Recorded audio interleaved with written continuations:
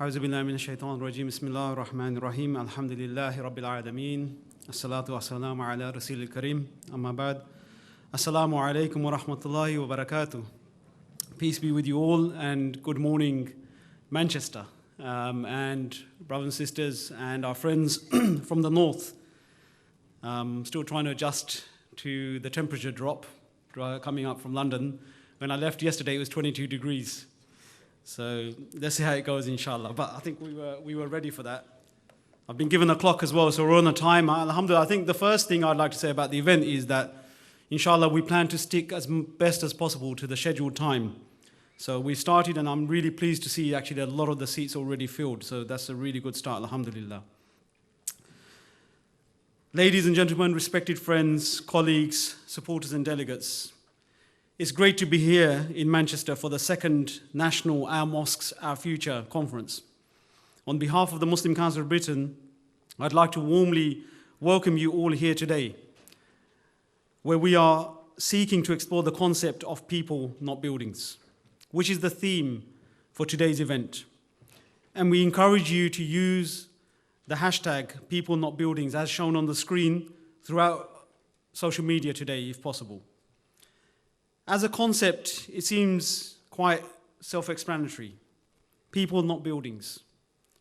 What it suggests is that our mosques in Britain today rely heavily on the people that run them.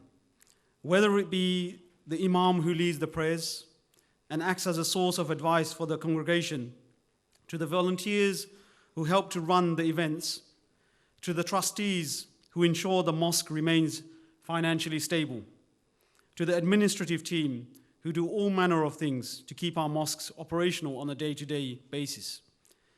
These are the people we are talking about today. If you think that in Britain today there are an estimated 1,700 mosques, we estimate that there are at least 50,000 of these mosque leaders and volunteers, if not more, running our mosques today. It is these people whose capacities we must develop. It's these people who we must invest in quality training to ensure they are trained to perform their jobs well. It's these people who we must support to develop their visions, passion and enthusiasm for how we organize our mosques in 21st century Britain.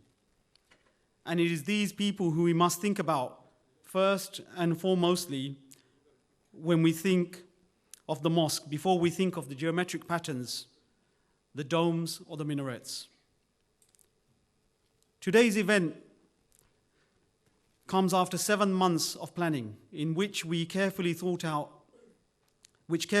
speakers and workshops have been organized for us to benefit from. I would like to thank our speakers and workshop facilitators for coming today to share their knowledge and experience with us. As like the delegates, our speakers come from all over the UK, including Newcastle, York, Leeds, Liverpool, Lancashire, Nottingham, Cambridge, London, and of course from here in Manchester. Thank you also to the volunteers who are here to help today's event run smoothly. If you have any questions or don't know where to go at any point, please do ask one of the volunteers.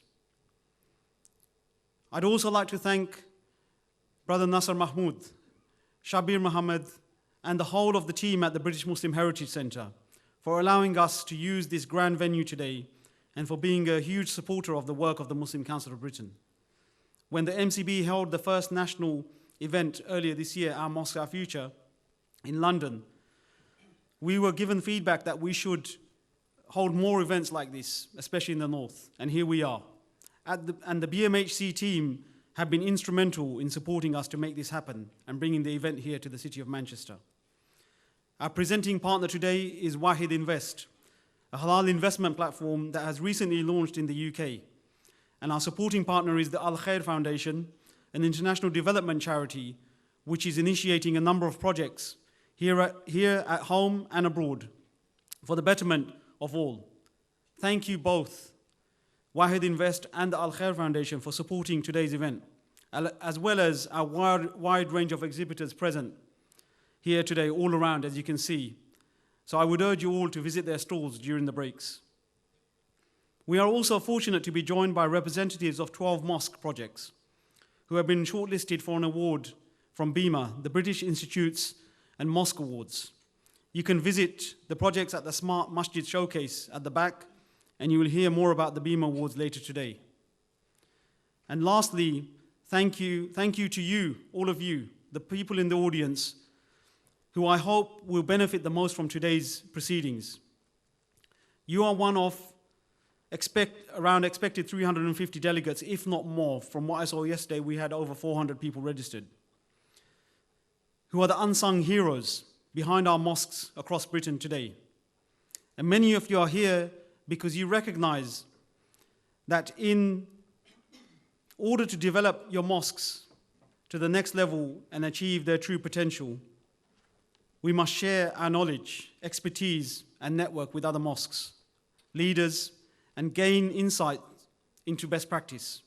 I hope and pray that you achieve all of these things as the day goes on.